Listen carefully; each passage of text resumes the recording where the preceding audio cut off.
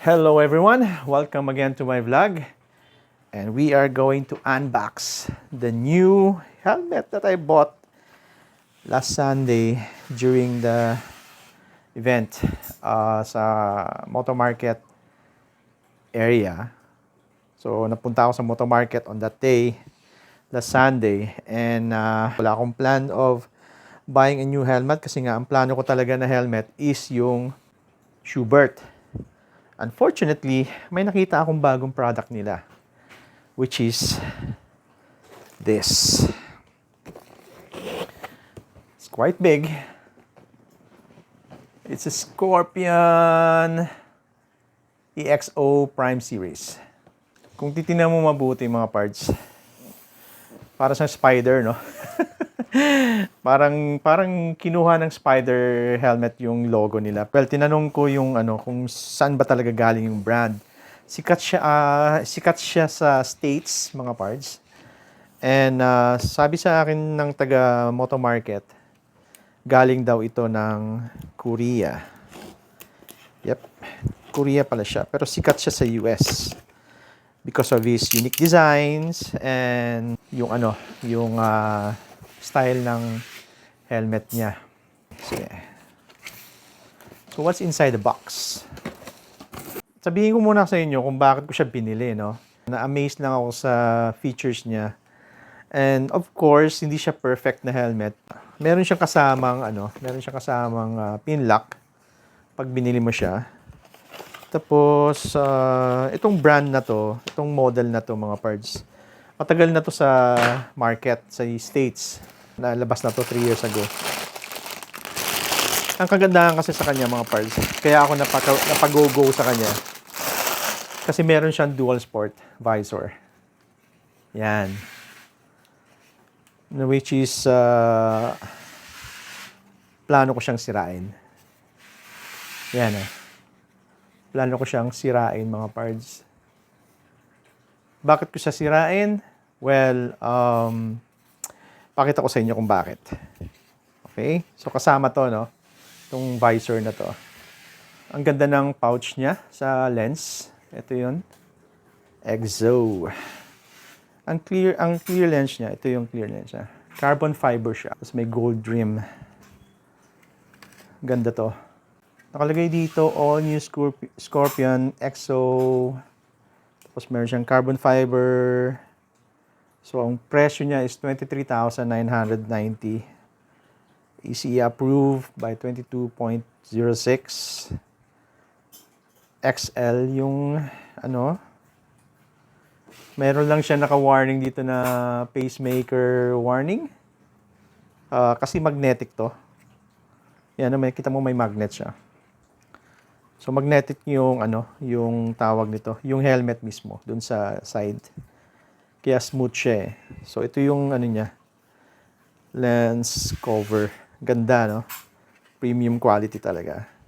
Kaya tinatangkilik ng mga taga-US to eh. Because of his design. Tapos, ito pa, meron pa. What's inside this? Hindi ko pa talaga to nabuksan. Binuksan lang namin yung helmet during that time. So, ito yung parang manual niya. Tapos, meron pa siyang isang accessories dito na ito yung lalagay mo sa likod, sa gilid. Kung gusto mo na walang visor, kung gagamit ka nito, bibili ka ng panibagong visor na pwede mo siyang ikabit.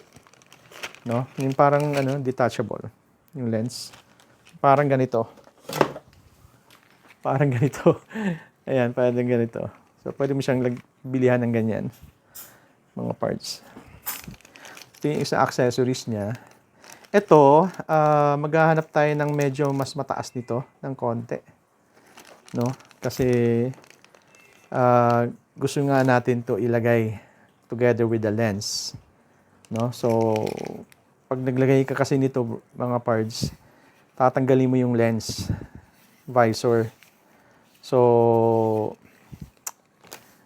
parang it's a no-no for me. So, meron lang tayong i-modify dito. Sisirain talaga natin, basically. Yun lang yung mangyayari doon. Alright. Okay. Tabi muna natin tong visor natin. Na napakaganda. So,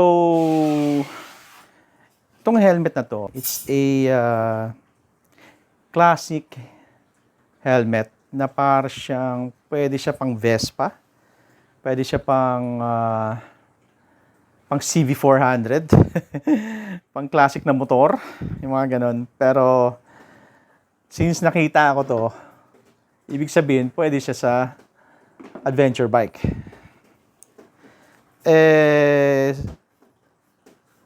Since maglalagay tayo ng gold accent dun sa ating XADV, perfect tong helmet na to. Okay.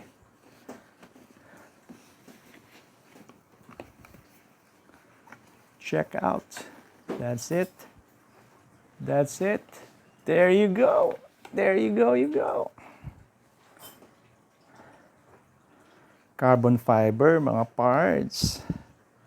Ang timbang niya is 1550 grams o 50 grams plus 50 grams. So dito nga siya ilalagay, no? Yung sinasabi kong tawag na vise or na lens na kung gusto mong lagyan nito. Ito. Pero you have to take off the visor. This one. Yan siya. Yan siya. So, Scorpion yan parts. With the letter S. Yan. So, naka-pinlock na siya. Okay. Ang disadvantage nito, para sa akin lang ako lang naman to, is yung dual visor niya, kailangan mo siyang ibaba dito sa loob. Hindi siya dito, sa gilid. So, kailangan mo siya dito, iganon, sa loob.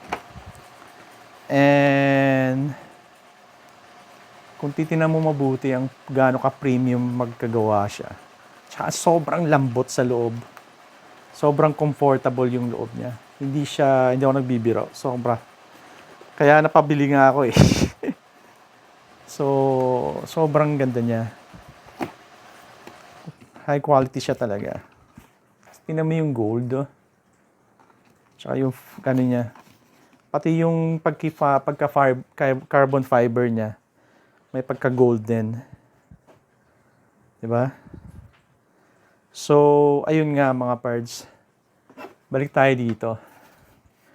Para lang mailagay natin to, kasi ang siste kasi dito mga pards. You need to remove this one para mailagay mo to. So, I think magagawa natin ito ng paraan siguro kasi parang kayang matanggal to para mailagay ito. 'Di ba? So, ayan, parang ganyan. Ayan siya. Gets nyo? Para pag inangat mo to, sasabay na to. Angat na siya ng ganun. Para lang talaga magkaroon ng visor. Para maging dual sport lang siya. Yun nga, ang gagawin natin, either sisirain natin to. Tapos ikakabit natin siya. Papadikit na natin siya dito. Which is, I don't know if it's a good idea, pero ganun ang mangyayari. Di ba? So, I think ang isa pa sa mga pinakamaganda yata dito, mga parts, is yung ito pala, ito siya, ang close open nito na ventilation is nasa loob. Nasa loob. Yan o. Yan yung ano niya. Open mo siya, close mo siya. Open mo siya, close mo siya. So, nasa loob yung ventilation. Vent niya. Pati may ventilation din dito. Yan. Also, meron din siyang ventilation here. Close dito. Close. Open yan. Tapos close. Close. Yan. So kung titingnan mo siyang mabuti, ang ganda niya talaga. Hindi siya pangit. Hindi siya talaga pangit, mga birds. As in, wala akong masabing pangit sa kanya. Pero syempre, di ba? I mean, tingnan mo naman yung grade ng ano niya, yung safety features niya, 22.06 yata yan. Tingnan mo yung gold rim. Ang ganda. Ganda, oh. So, pag nilagyan mo siya ng cardo pala, so, lalagyan mo siya dito. Dito mo siya ilalagay. Dito banda. Meron siyang parang way dyan, going to your cardo. Yan. And dyan mo siya ipit-ipit. Hindi kagaya sa iba na parang ipapasok-pasok mo siya dito sa loob. Ito parang hindi masyado siya ganun ka-complicated. Mga snap-on lang ang kailangan mong tanggalin. So, what do you think of my new helmet? So, ang Schubert, wag na lang muna. 40,000 talaga. Hindi ko kaya. 43,000 yun, parts. Though meron siyang libreng worth 20,000 na Sena na audio. Pero sabi ko nga, paano yung Cardo? Sabi niya, well, sir, mamili ka na. Papadala namin to pa rin sa inyo, pero mamili ka kung Cardo or Sena yung ano. Tinanong ko kung ilang oras yung Sena niya. Sinabihan ako na mga 6 to 7 hours lang. So, yung Cardo, mga 12 hours yun eh. Depende sa gamit. No? Kung palagi kang nagraradyo. So, ayun. Meron akong 2 Cardo. So, palitan na lang. So, kaya nga, I opted with this one instead. So, kayo, what do you think? Bagay ito sa Honda Rebel 1100? Bagay ito sa Vespa, obviously. Di ba? Lalo siguro pag nilagyan nito. Tingnan nyo, ha? Ang pogi nito pag na-customize ko to. Ang gwapo niya talaga. Diyos ko, Lord. Diba? Oh my God. Though pinakita sa akin kung ano itsura niya na walang visor, hindi ko siya talaga trip. Kasi sabi sa akin, sir, yun nga lang, kailangan mo siyang tanggalin yung visor. Sayang yung gold eh. Diba? Yun nga yung nagpapaganda dyan eh. Tingnan nyo, kung may ilagay yan, gawan ko talaga ng paraan to para ma-incorporate ko yan. Yan mga parts. So what do you think of my new best helmet ever? Diba? What do you think, mga parts? Ganun mo lang siya. Tapos magnetic yung dito niya sa loob, ha. Kaya tinan mo, diba pag mainit, since may pin lock na to. So kung gusto mo siya, kunyari, gusto mo magkahangin, yan, may pa siya, space pa siya. Tapos ilalagay mo lang siya sa dulo para kung gusto mo nang walang hangin masyado. Pero I have a feeling na medyo maingay to. So, let's review this on the spot. Pag nag-ride na tayo, going out. Tingnan natin. And so far, may isang nag-review na hindi daw ganun kaganda yung second visor niya sa loob. So, well, let's see. Para sa akin, the best siya. Kaya napabili talaga ako eh. For 23,000. Wow, ganda niya talaga. Hindi siya pangit. Sobrang ganda. What can you say about that? See? Carbon Lodi. For 1.5 nga lang. Usually ang carbon is 1.4 eh. Pero this one is 1.550 grams. So may nakalagay pa plus 50 grams. I don't know what that means. Additional 50 grams is weird. So 1.6 na. Okay pa rin. Now ngayon, ang problem ko here is paano maglagay ng tawag nito, ng lens mount, yung action camera. Gusto kong magpa-customize na action camera dito na naka-incorporate dito. Para siya nakaganon. Tapos nakaluwa ng ganyan yung camera. Tapos ang mangyayari, kulay gold ang ilalagay. Para mag-match na dito. Ganda nun. That would be the case. Alright. Thank you so much for listening, guys. And comment lang kayo below kung what can you say about the new helmet na meron sa tawag nito sa Moto Market.